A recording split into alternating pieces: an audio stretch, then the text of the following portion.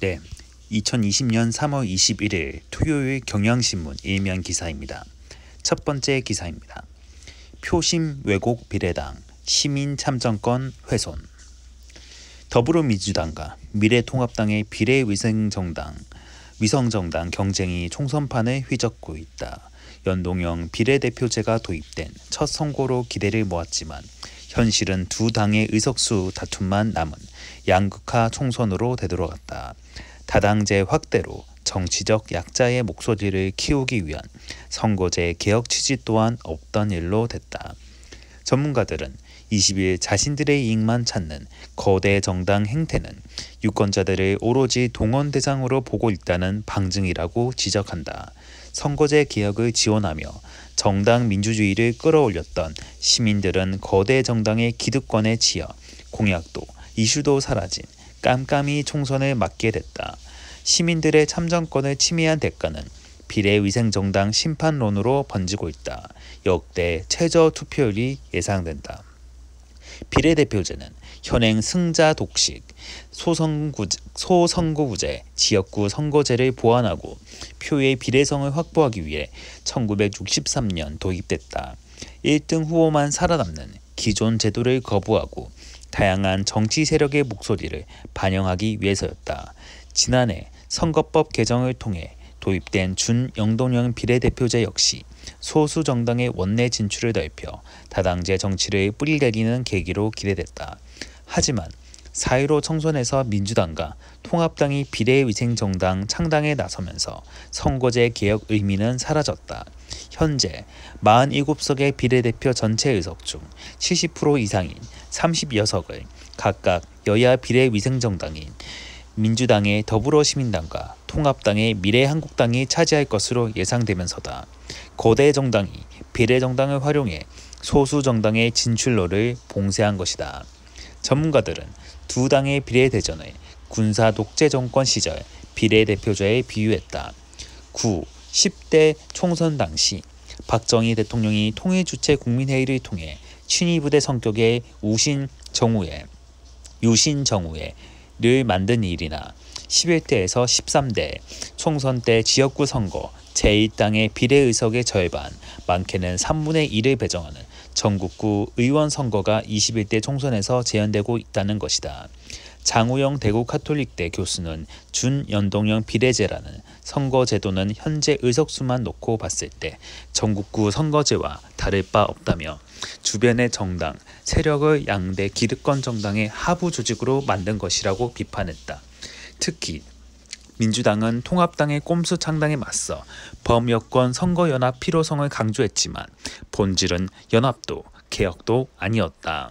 더불어시민당 창당 과정은 가치도 비전도 없는 반미래통합당 전략과 원내 일당 사수를 위한 소수정당 줄 세우기를 고스란히 드러냈다.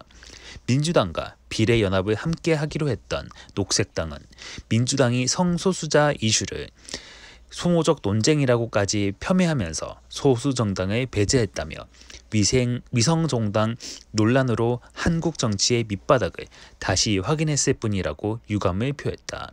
피해는 유권자인 시민들에게 갈 것이란 경고도 비등하고 있다.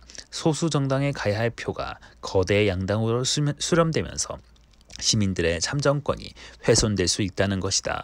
이는 민의와 표심의 왜곡으로 직격될 수밖에 없다.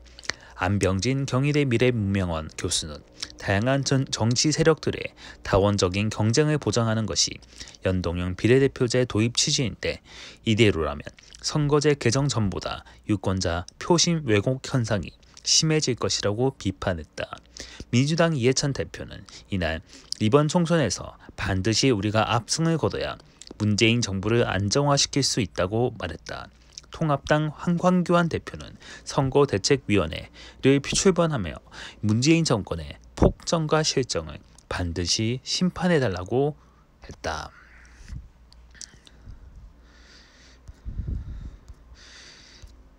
네, 두 번째 기사입니다. 달러, 가뭄의 단비, 한미 통화 스와프로 환율 진정, 증시 반등. 코로나19 공포에 휘청거린 국내 금융시장이 한미 통화 스와프 체결 등에 힘입어 20일 반등했다. 연일 폭락했던 주가는 회복세를 보였고 원 달러 환율은 전날 폭등분 40원을 대부분 반납했다. 이날 코스피는 8거래일 만에 반등해 전장 대비 108.51포인트 7.44% 급등한 1566.15로 장을 마쳤다. 다만 유가 증권 시장에서 외국인은 5,851억 원을 순매도하며 12거래일째 팔자 행진을 보였다. 코스닥 지수는 39.40포인트 9.20% 오른 467.75로 마감했다. 서울 외환시장에서 원달러 환율은 전장 대비 39.2원 내린 달러당 1246.5원에 종료됐다. 급등세를 이어간 채권 금리도 일제히 하락, 채권값은 상승했다. 지난 19일 한국은행이 미국 연방준비제도와 600억 달러 규모의 통화 스와프 계약을 체결시키기로 했다는 소식이 달러 가뭄에 시달리던 금융시장의 단비가 됐다. 금융시장에서는 통화 스와프로 최악의 상황은 면했지만 전 세계적 코로나19 사태 추이에 따라 시장 변동성이 이어질 것으로 보는 전망이 많다. 김유미 키움증권 연구원은 코로나19 확산에 따른 미국 내 신용 리스크, 그중에도 부실 자산에 대한 구체적 대응안이 나오기까지 변동성 확대가 불가피하다고 말했다. 이주열 하는 총재는 통화 스와프 효과가 제한적일 것이라는 지적에 대해 달러화 부족으로 인한 시장 불안 심리를 잠재우는 게 1차 목적이라고 말했다.